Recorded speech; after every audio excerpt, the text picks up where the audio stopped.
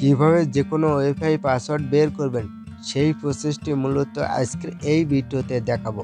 তো আপনি ভিডিওটি স্কিপ না করে শেষ পর্যন্ত দেখুন। তো চলুন ভিডিওটি শুরু করা যাক। আর ভিডিওটি ভালো লাগলে অবশ্যই ভিডিওতে একটি লাইক করে দেবেন এবং সাবস্ক্রাইব করে রাখবেন।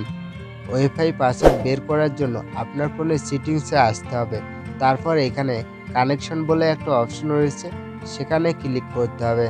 কানেকশনের উপর ক্লিক করার পর উপরের দিকে দেখুন ওয়াইফাই বলে একটা অপশন রয়েছে, সেখানে ক্লিক করতে হবে।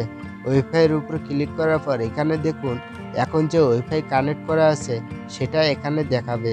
ওকে, এখন ডান পাশে দেখুন সেটিংসের মতো একটা আইকন আছে, সেখানে ক্লিক করতে হবে।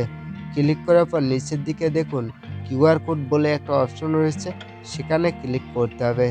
কিউআর কোডের উপর ক্লিক করার পর এখানে দেখুন সেভ অ্যাজ ইমেজ বলে যে অপশনটা রয়েছে, সেখানে ক্লিক করতে হবে। কিউআর কোডটি সেভ করা হয়ে গেলে এখন একটি অ্যাপস ইনস্টল করতে হবে।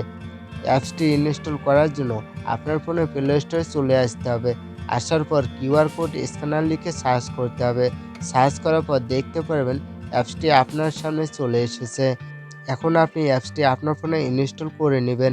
ইনস্টল করার পর ওপেনের উপর ক্লিক করবেন। ক্লিক করার পর এখানে দেখুন গ্যালারির মতো একটা আইকন আছে, সেখানে ক্লিক করতে হবে। ক্লিক করার পর আপনার ফোনের গ্যালারিটা ওপেন হবে।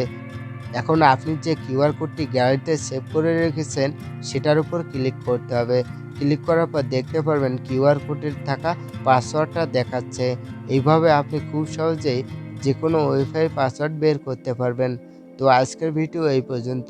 আপনার কাছে ভিডিওটি কেমন লেগেছে তা অবশ্যই কমেন্ট করে জানাবেন।